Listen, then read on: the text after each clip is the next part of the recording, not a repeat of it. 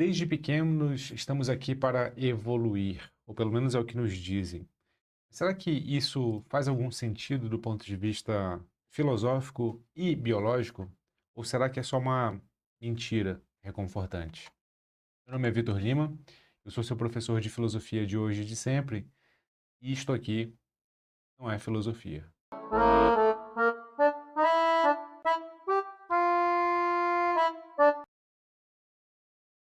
Hoje a gente vai falar sobre a questão da evolução, do ponto de vista filosófico e do ponto de vista biológico. A gente está aqui nessa terra, nesse planeta, nesse plano, como dizem alguns, para evoluir, ou a gente só tenta sobreviver ao acaso? Eu estou olhando aqui do lado porque eu estou com o meu roteiro aqui do lado para não me perder nessa conversa com você.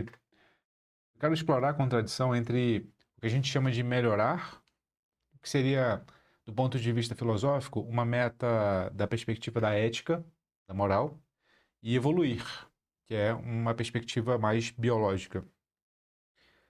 Nota, vamos refletir sobre a promessa da evolução do ponto de vista biológico. A evolução talvez nunca tenha prometido sentido, ela sempre tenha prometido, ao invés, continuidade. Vamos explorar mais esse assunto. Vamos falar sobre a confusão entre evoluir e melhorar.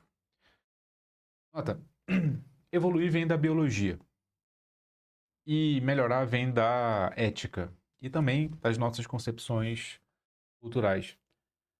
Biologia não necessariamente quer que você seja, do ponto de vista ético, melhor. Ela quer que você seja, se a gente quiser utilizar uma palavra didaticamente bastante compreensível, viável. Deixa eu utilizar uma metáfora para tentar explicar o que eu estou querendo dizer para você. A evolução, do ponto de vista biológico, não é um coach, ou seja, ela não é alguém que quer motivar você a ser a sua melhor versão, a ser 1% melhor que ontem. Ela é um algoritmo sem consciência, como esses algoritmos que existem na internet, aqui no próprio YouTube, que te recomendam os melhores vídeos que você poderá assistir com base no seu comportamento anterior, mas isso não é alguém que maquiavelicamente está por trás do algoritmo recomendando o que você tem que assistir. Não quer te ver feliz a evolução. Ela quer te manter aqui. Ela quer te manter no jogo, ela quer te manter sobrevivendo. Metaforicamente, eu diria isso. Com base numa perspectiva filosófica mais provocativa, eu poderia te dizer, inclusive, e se a nossa busca por sentido, por significado, por propósito, por valor, for justamente a forma humana de talvez continuar essa adaptação biológica fruto da evolução. E aqui vamos falar um pouco sobre a perspectiva de quem inventou a evolução do ponto de vista biológico, que é o Charles Darwin, cientista do século XIX, que revolucionou não só a biologia, mas o pensamento humano. E a ideia de acaso é uma perspectiva muito esclarecedora do ponto de vista filosófico. Charles Darwin, 1859. O colapso da ideia de perfeição natural. Darwin descobriu que a natureza não tem um plano. Ela é uma roleta que premia quem não perece. Veja, mutação requer aleatoriedade. Deixa eu te explicar esse assunto. Darwin explica a seleção natural desde uma perspectiva aleatória. É natural que as espécies, homens, gatos, cachorros, coelhos, cobras, anfíbios, insetos, mamíferos, ovíparos, vertebrados e invertebrados, é comum que as espécies mudem de geração para geração. O seu filho nasce diferente de você, o seu neto também, com algumas similaridades, mas com muitas distinções. Isso não acontece segundo uma ordem. Mutações acontecem naturalmente. As pessoas naturalmente são diferentes e guardam similaridades entre si. Devido ao ambiente em que essas pessoas se inserem, pessoas não no sentido humano, tá? Mas no sentido de indivíduo biológico. Dependendo do ambiente em que esses indivíduos se inserem, essas mutações que são naturais, que acontecem de geração para geração, ou os favorecem ou os desfavorecem da perspectiva da sobrevivência. Há uma pressão do ambiente associada à mutabilidade aleatória genética. A evolução é como se fosse uma dança entre o erro e a eliminação. E a gente é o que sobra, percebe? A humanidade é o resultado de muitas, milhares, bilhares de faltas que deram certo. Percebe? O acaso é cruel no seguinte sentido. O fato de eu e você estarmos aqui, do ponto de vista biológico, não quer dizer que nós tenhamos seguido um plano para estarmos aqui. Do ponto de vista biológico, quer dizer que nós estamos aqui devido a muitos processos de mutabilidade genética, que é natural acontecer, e de adaptabilidade ao meio. Poderia ser que o meio não nos fosse favorável e, portanto, nós não estaríamos aqui. Calhou de ele ser e, portanto, nós estamos exatamente onde estamos. Nunca é uma questão de esforço individual apenas, porque não importa o esforço que você faça, se o meio em que você está inserido não contribui para que esse esforço seja reconhecido. É uma crueldade aleatória que conflui meio e a adaptabilidade. Isso me leva a uma outra reflexão. Eu vou aqui denominar de a tirania da melhoria, ou a tirania da melhora, se você quiser assim dizer. Vamos fazer uma transição do biológico para a psicologia e a sociedade, do biológico para o psicológico e para o social. A evolução é cega, aleatoriedade, pressão ambiental. Só que a cultura cria um novo parâmetro, principalmente a nossa cultura contemporânea. Você deve ser a sua melhor versão, dizem alguns. Portanto, nós temos um parâmetro da melhora infinita. Você tem que ser cada dia melhor que ontem. Nem que seja 1%. O mundo contemporâneo, portanto, nos leva às seguintes reflexões. Nós temos uma exigência de ser melhores todos os dias. Isso conflui para que nós nos olhemos no espelho e estejamos constantemente insatisfeitos. Isso não necessariamente é pior ou melhor. Isso é uma característica do mundo contemporâneo que pode ter consequências piores ou melhores, a depender de como nós voltamos essa pressão para nós mesmos. Segunda característica da nossa cultura contemporânea. Nós somos uma cultura de performance, de produtividade, de upgrade. Nós precisamos ser cada vez mais melhores do ponto de vista da performance, entregarmos em menos tempo, entregarmos de modo mais barato, entregarmos de modo mais simplificado, seja no trabalho, seja na família, seja numa aula de filosofia aberta. Isso é uma exigência da cultura contemporânea. Em terceiro lugar, consequentemente, melhorar virou obrigação não só econômica, mas moral. Se você é uma pessoa que constantemente se dedica à melhora individual, você é uma pessoa pior que quem se dedica constantemente à sua melhora individual. Essa é a demanda do mundo contemporâneo da perspectiva da tirania da melhora, percebe? E é curioso o seguinte, quanto mais a gente fala de evolução, menos nós toleramos o erro. Justamente o erro, que é, da perspectiva biológica, o combustível, eu diria mais, o motor da evolução.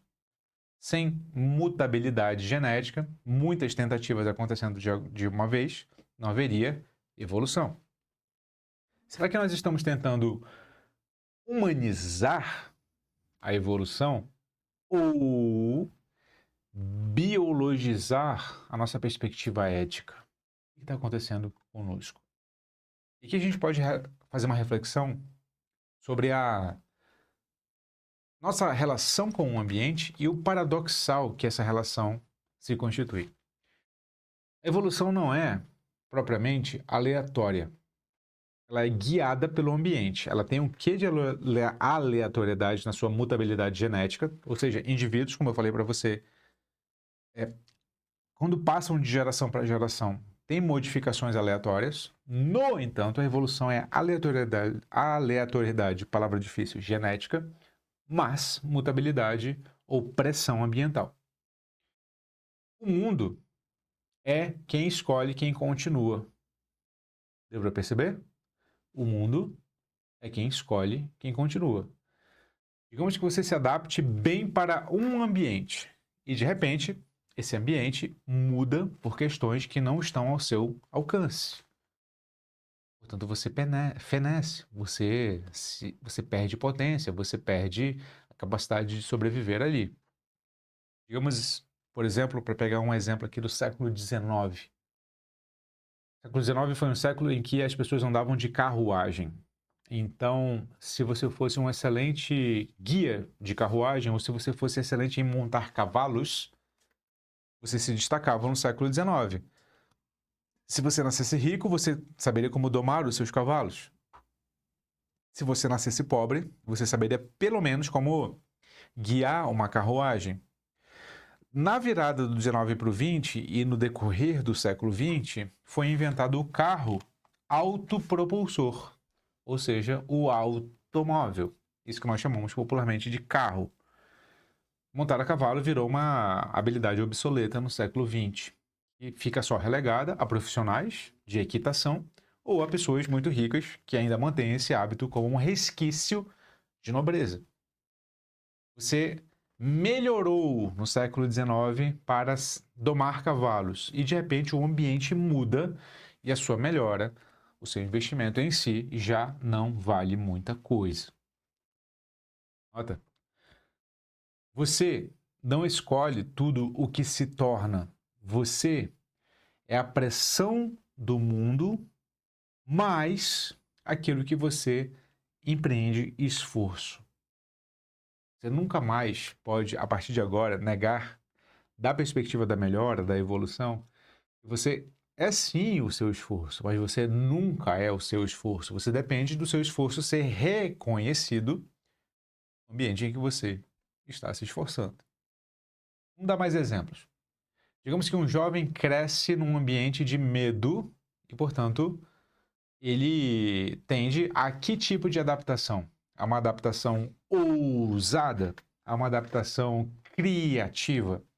A uma adaptação, digamos assim, que preza por errar? Não. Se um jovem cresce num ambiente de medo, ele tende a uma adaptação bastante cautelosa, bastante defensiva, bastante não ousada.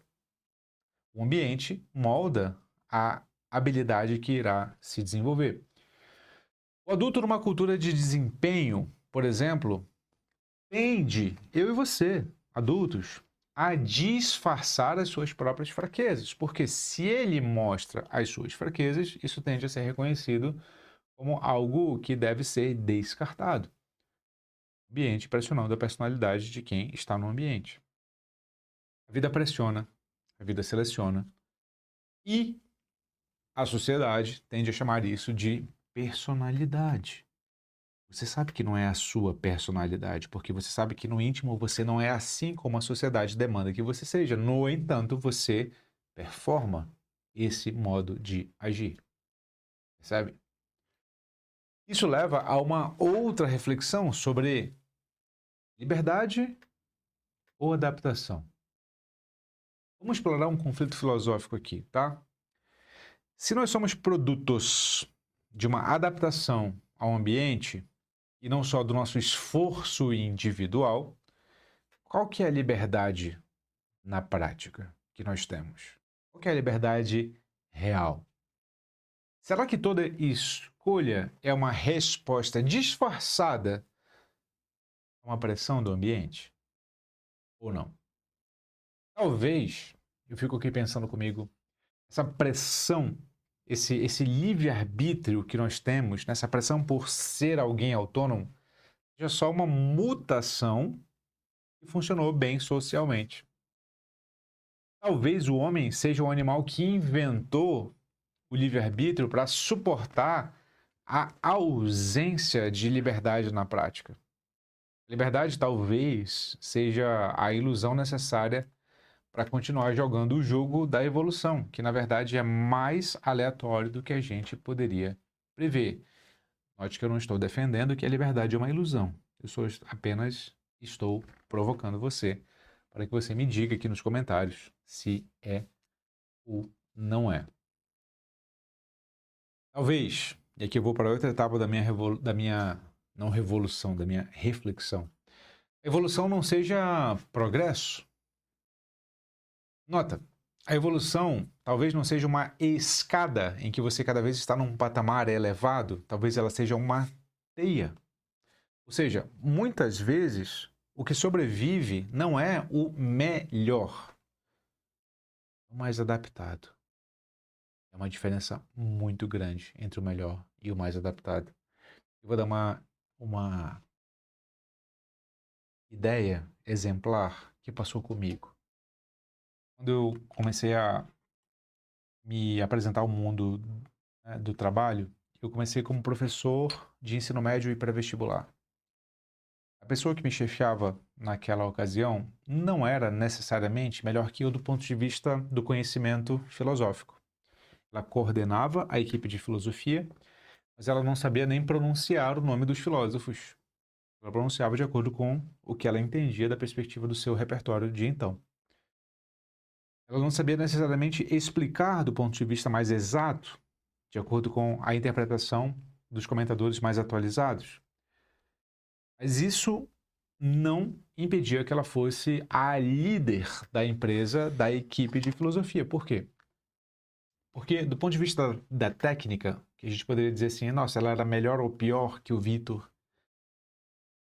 Da perspectiva da técnica, ela poderia até ser dita, nossa, aqui ela talvez seja menor. Mas isso não importa, porque o ambiente não exigia técnica como critério principal. O ambiente exigia relacionamento humano como critério principal.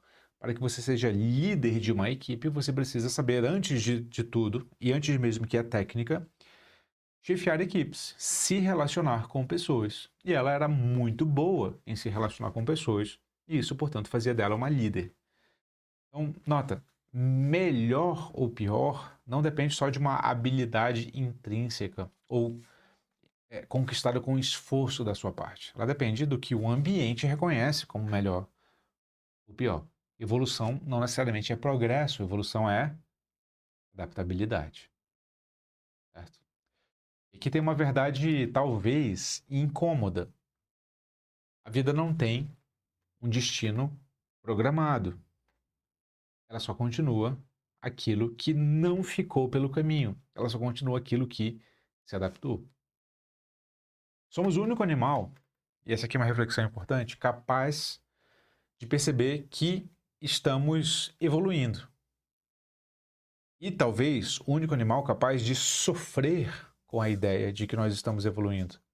A consciência é uma espécie de mutação genética que nos fez perguntar o porquê que a gente muda.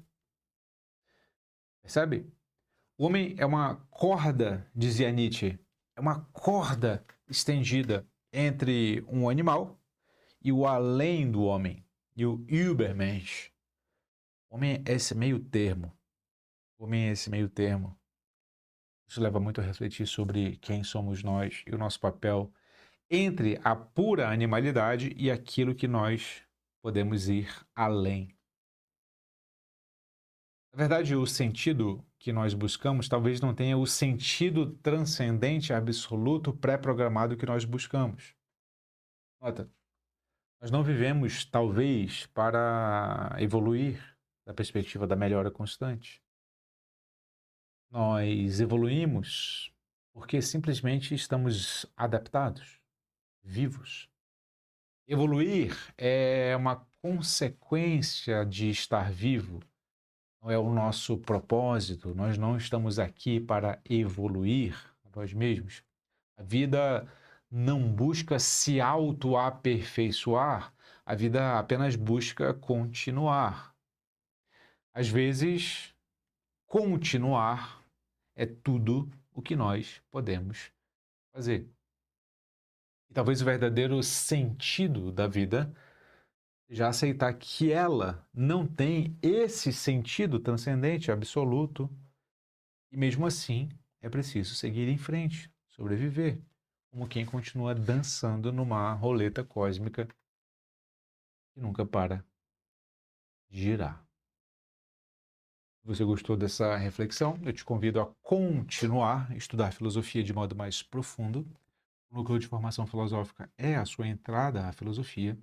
O link da minha escola completa de filosofia para os mais iniciantes e os mais avançados está aqui na descrição do vídeo e no primeiro comentário fixado. E como sempre, não se esqueça, você é o que pensa. Fique com Sócrates.